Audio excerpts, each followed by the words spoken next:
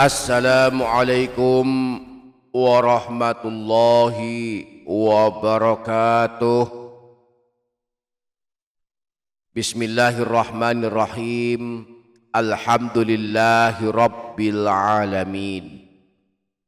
Allahumma salli ala sayyidina Muhammad wa ala ali sayyidina Muhammad.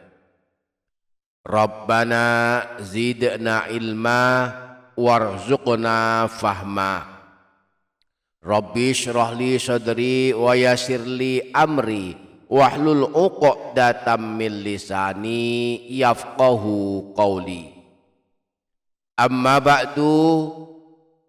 Selamat datang kembali di channel Menebar Hikmah Meraih Berkah. Bayangkan para sahabat, saat kita berada di alam akhirat, tiba-tiba para malaikat mempersilahkan kita masuk surga tanpa penghalang.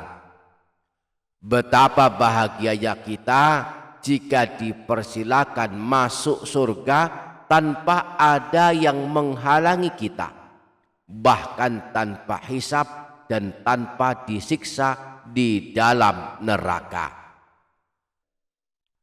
Namun masuk surga tanpa penghalang, masuk surga tanpa dihisab dan tanpa disiksa di neraka tidaklah mudah untuk didapatkan.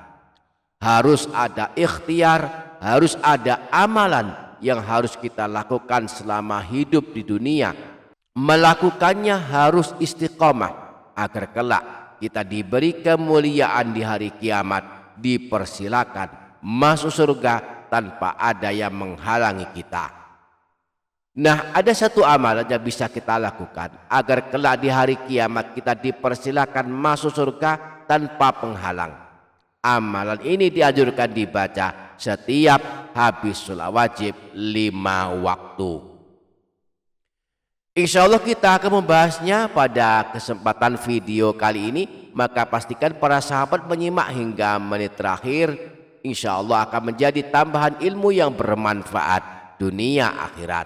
Dan jangan lupa menuliskan doa dan hajat para sahabat di kolom komentar. Kita aminkan bersama-sama. Mudah-mudahan Allah mengabulkannya. Amin. Allahumma amin. Para sahabat Menebar Hikmah Meraih Berkah channel, setiap habis sholat dianjurkan banyak membaca zikir dan wirid.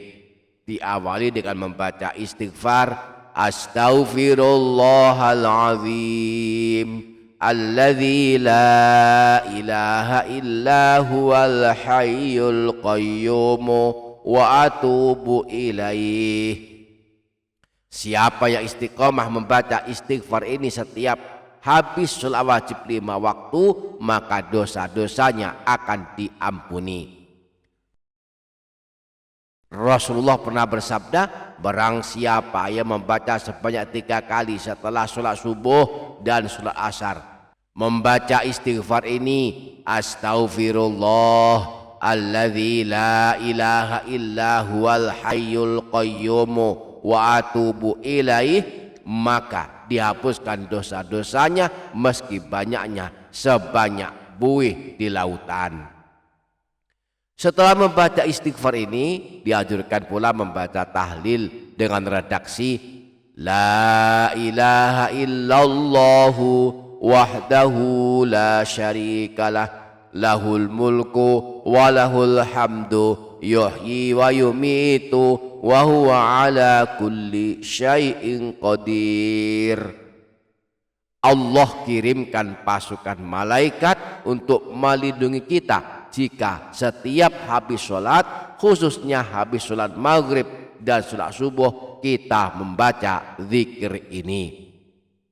Nah, Rasulullah pernah bersabda, siapa saja yang setelah sholat maghrib atau sholat subuh membaca zikir ini, la ilaha illallahu wahdahu la syarikalah lahul mulku wa lahul hamdu yuhyi wa yumitu wa huwa ala kulli syai'in qadir sebanyak 10 kali, maka Allah akan mengirimkan pasukan malaikat yang akan menjaganya hingga pagi hari. Demikian pula jika dibaca setelah sholat subuh, maka Allah akan mengirimkan pasukan malaikat yang akan menjaganya hingga sore hari. Nah, termasuk bacaan zikir setelah sholat adalah membaca beberapa ayat-ayat Al-Quran. Di antaranya adalah membaca ayat Al-Quran yang paling agung, yang menjadi Sayyidatu Ayil Quran, rajanya ayat Al-Quran, tidak lain dan tidak bukan adalah ayat kursi.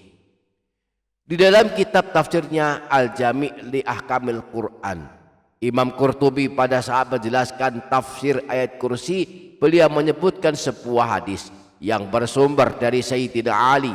Beliau berkata, aku pernah mendengar Rasulullah bersabda ketika beliau di atas mimbar, man qara'a ayatal kursi dubura kulli sholatin lam yamna'hu min dukhulil jannah illal mautu. Barang siapa yang membaca ayat kursi pada setiap kali habis sholat wajib 5 waktu, maka tidak ada yang akan menghalanginya masuk surga kecuali kematiannya. Wala yuwadzibu 'alaiha illa shadiqun au 'abidun, dan tidak ada orang yang mengamalkan ayat kursi kecuali dia termasuk seorang yang ahli kebenaran dan termasuk ahli ibadah. Wa man qara'aha idza akhadha mawja'ahu amanahu Allahu ala nafsihi wa jarihi wa jari jarihi wal abyati haulahu. Dan barang siapa yang membaca ayat kursi sebelum dia mengambil tempat tidurnya, yakni akan tidur, maka Allah akan memberikan keamanan dan keselamatan kepadanya, kepada tetangganya, kepada tetangga-tetangganya, dan rumah-rumah di sekitarnya. Inilah keutamaan membaca ayat kursi setiap habis sholat, yakni mendapatkan jaminan Rasulullah kelak masuk surga. Sedangkan membacanya sebelum tidur akan menjadi amalan perlindungan. Allah akan memberikan keamanan pada orang yang membacanya, juga untuk rumahnya, rumah tetangganya, dan rumah-rumah di sekitarnya. Di samping itu Allah akan terus membersamai orang yang membaca ayat kursi sebelum tidur dan membuat setan tidak berani mendekatinya. Disebutkan dalam hadis riwayat Imam Bukhari dari Sayyidina Abu Hurairah, idza awaita ila firashika faqra ayatal kursiyyi lan yazala ma'aka minallahi hafidun wala yaqrabuka syaitanun hatta tusbiha. Jika engkau akan berangkat tidur, maka bacalah ayat kursi, maka Allah akan senantiasa menjagamu selama engkau tidur, dan setan pun tidak berani mendekatimu hingga masuk waktu subuh. Jadi setiap habis sholat dan sebelum tidur, jangan abaikan ayat agung ini agar kelak kita dipersilahkan masuk surga tanpa penghalang. Dan saat akan tidur kita dijaga Allah dan tidak berani setan mendekati kita hingga masuk waktu subuh. Semoga kita dapat mengamalkannya. Amin Allahumma amin. Demikian para sahabat, insya Allah barakah, insya Allah bermanfaat dunia akhirat. Kurang lebihnya mohon maaf. Sampai jumpa di video berikutnya. Wassalamualaikum warahmatullahi wabarakatuh.